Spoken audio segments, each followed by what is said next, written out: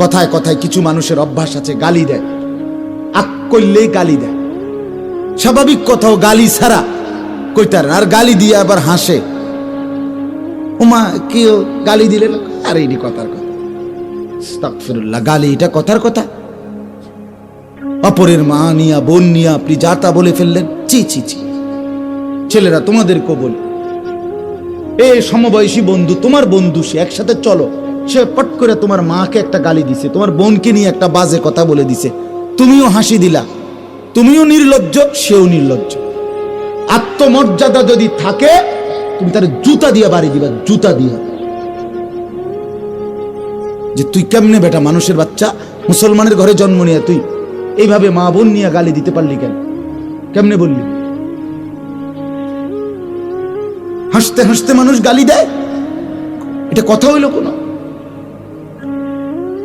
এটা কথা হলো? ওই যে ওই যুবক কি বলছে, আমার মায়ের সাথে কেউ এটা যদি করতে চায় অপকর্ম, আমি তাকে তরবারি দিয়ে গর্দান ফেলে দেব, বলে নাই? এটা আত্মমর্যাদা সম্পন্ন যুবক। নবীজি শুধু তার বিবেকটা জাগায় দিছে, সে তওবা করে ফেলছে। হে বুঝছে, কলজা লড়ে উঠছে, হায় আমারে কি কইল, হায় আমারে কি বলল। পর্দার আড়ালের মা বোন যারা শুনতেছিলেন, আপনাদেরকে বলি, মা, অশ্লীলতা, বেপর্দা, বেহায়াপনা ছেড়ে দেন। মানুষ দেখে এমন জায়গায় গোসল করবেন না, পুকুরের পারে, রাস্তার পারে, খালের পারে, যেখানে মানুষ দেখে এরকম খোলামেলা জায়গায়, মা, আমার আওয়াজ যদি শুনে থাকেন, এমন জায়গায় গোসল করবেন না।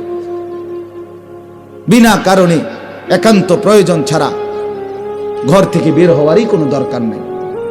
আর এই লাল, নীল, হলুদ, কমলা টাইট ফিটিং বোরকা, শরীরের সাথে আটসাট, এগুলো কোনো বোরকা না, এগুলো 3 পিস না, এগুলো একটা 3 পিস। 3 পিস 2টা ফিনছে, আর এগুলি জ্বর উঠছে গায়ে, এই ডাক্তারে কইছে কাপড় 2টা ফিনতে,